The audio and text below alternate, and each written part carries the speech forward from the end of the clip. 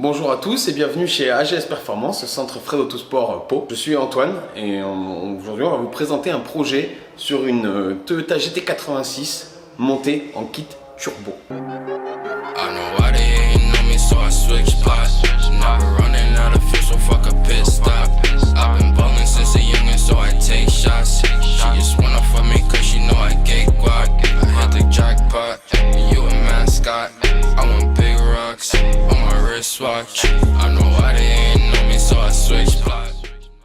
Donc on peut voir ici le kit turbo qu'on a monté. Il s'agit d'un kit Geredi qui est fait pour se monter en lieu et place et en montage direct sur le véhicule. On voit ici donc la partie avec le turbo, l'admission qui vient se monter à cet endroit avec une admission directe. On a en façade un échangeur qui permet d'avoir des températures d'admission de meilleure qualité. On conserve le papillon d'origine. On vient modifier les collecteurs puisque dessous on ne les voit pas.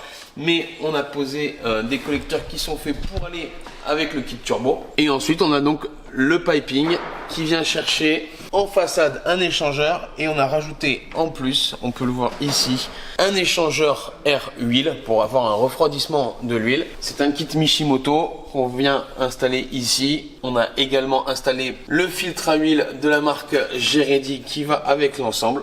On est donc dans l'habitacle de cette GT86 avec un poste qui avait déjà été installé par le propriétaire. À l'intérieur du véhicule, tout ce qu'on va pouvoir voir sont deux choses qu'on a rajoutées, vont être le mano pour la pression d'huile ainsi qu'un mano pour la pression de turbo. Ce sont des manos qui ne servent pas forcément à la gestion qui va être fait sur le véhicule, mais plutôt pour la surveillance, ensuite pour la conduite et pour le propriétaire. Il y a ici un petit afficheur LCD qui permet également d'avoir certaines données comme la température de l'huile. On peut choisir différentes données sur ce petit afficheur.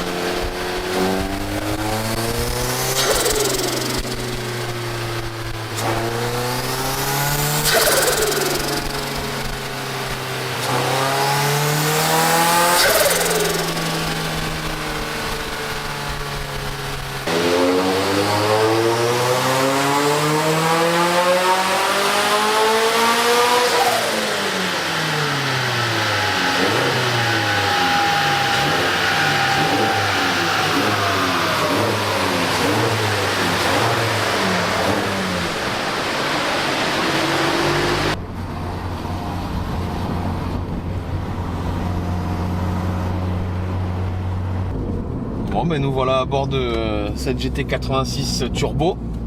Alors c'est un véhicule qui est connu d'origine pour être relativement creux à bas et moyen régime. Et c'est quelque chose qu'on vient déjà combler un petit peu avec le turbo. Puisque dès 2500-3000 tours, on a déjà un turbo qui commence à charger. Et ce qui fait que même au quotidien, c'est un véhicule qui devient pas du tout compliqué à conduire. Et qui au contraire est encore plus agréable et plus facile à emmener puisque on peut rester bas dans les tours et le turbo va charger tout de suite. Là je suis à 80 km/h, je charge, hop, j'ai déjà 150 grammes de suralimentation, ce qui est largement suffisant pour rouler au quotidien. Et puis bon, après en fait forcément si on commence à passer quelques rapports inférieurs, après là c'est la guerre, la voiture est chaude, on est bien. On y va? On y va.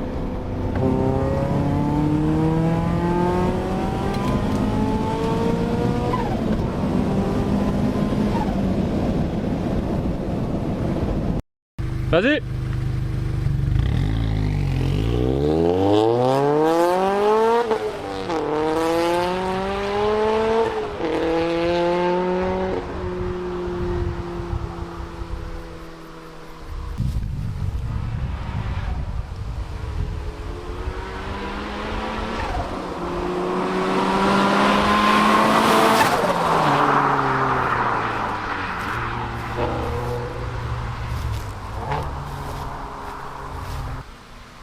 Il reviendra pas.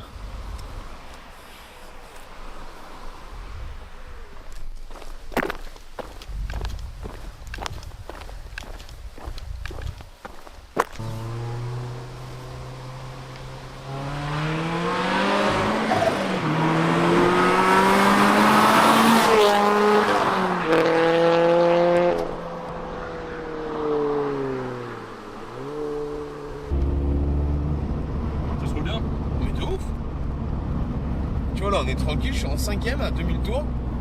Je mets un tout petit peu de gaz. Bon là, et dès que je mets un petit peu de gaz, il précharge. On le voit que dès qu'on met un petit peu de gaz, il commence rapidement à choper 100, 150, 200 grammes. Ouais.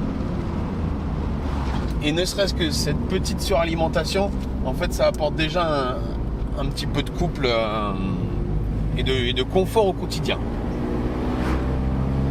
Et du coup après carto et toutes ces pièces, on prend combien de chevaux?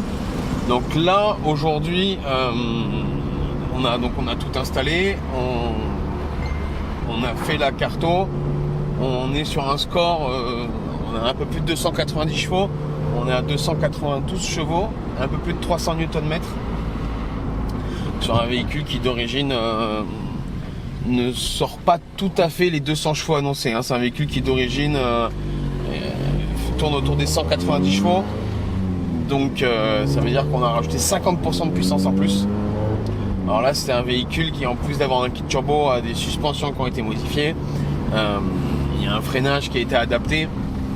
On est vraiment sur quelque chose, une préparation qui est très homogène. En fait, faite et choisie par le propriétaire. C'est super chouette. Et ça en fait une très bonne voiture qui peut servir au quotidien, mais qui le week-end va développer tout son potentiel.